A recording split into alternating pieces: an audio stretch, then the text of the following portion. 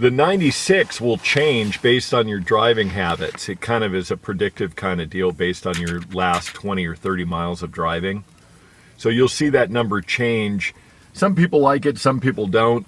I tend to just look at the meters on the right on how many bars I have. Say for where I am, Go it's for cold. You can set the heater for before you get in the vehicle. Yes. Like as a remote okay. car. Yeah, well, the benefit of that is you're going to be charging off the grid. Right. When you're plugged in. The biggest use of the power is to heat the cabin the first time, to get the cabin up to the temperature you need it at. And so why not use the grid when you're getting ready to go to work? Well, yeah. 100 miles though, like for commuters, isn't bad.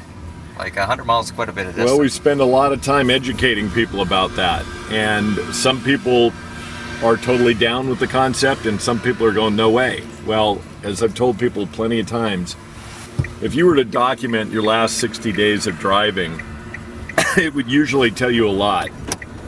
And of course the numbers bear out that like 90% of population drives less than 40 miles a day. That's what the raw numbers are. And you have a lot of people saying, hey, this is a perfect second car. You know, like my wife should drive it every day because she drives short distances. The reality is, for a lot of people, it's really the primary car and your SUV is the secondary car because you go skiing twice a month.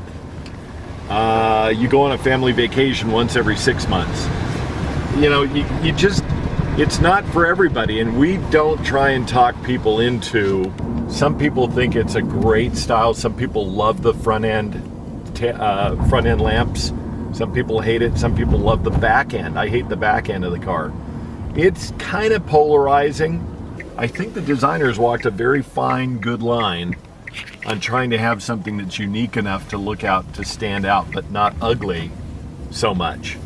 And I drove this car a few times over the holiday, and I got back into that Altima.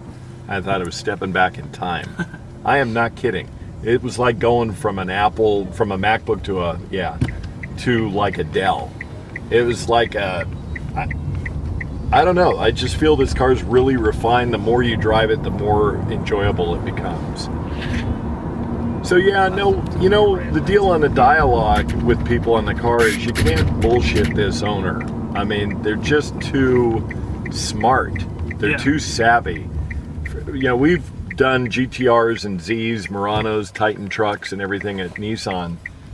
But this owner just expects a lot of transparency and a lot of communication. Yeah, they want to know about everything. Yeah. Now, what about costs of charging versus gas? It's about a quarter of the cost when you roll in everything together of gasoline and maintenance.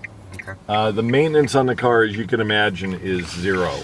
I mean, you're talking, you know... Other than moving parts, obviously, like your typical struts, shocks. But they just don't go out.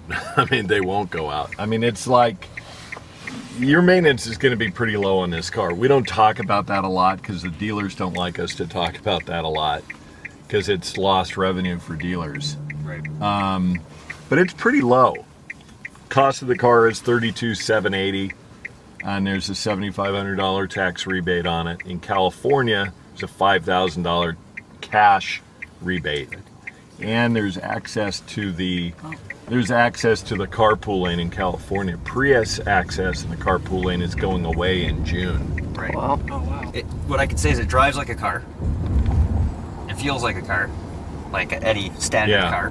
The only difference is well, it's quieter. And the pickup's a lot more linear, you know? Yeah. Like you said, slot car's a good way to do it. Yeah. Versus some cars, like most cars actually, you got to keep it in a torque band to keep up that pickup. Here, it goes in a straight line. Well, this has a CVT transmission, so that levels out it's left. It levels everything out too. It helps the driving experience, but. Again, our guys do Zs and stuff, and they pretty much knock down the handling, I think. Some people have thought that the steering's a little light in the car. I don't have enough space to really figure it out. You can pull in right around these guys.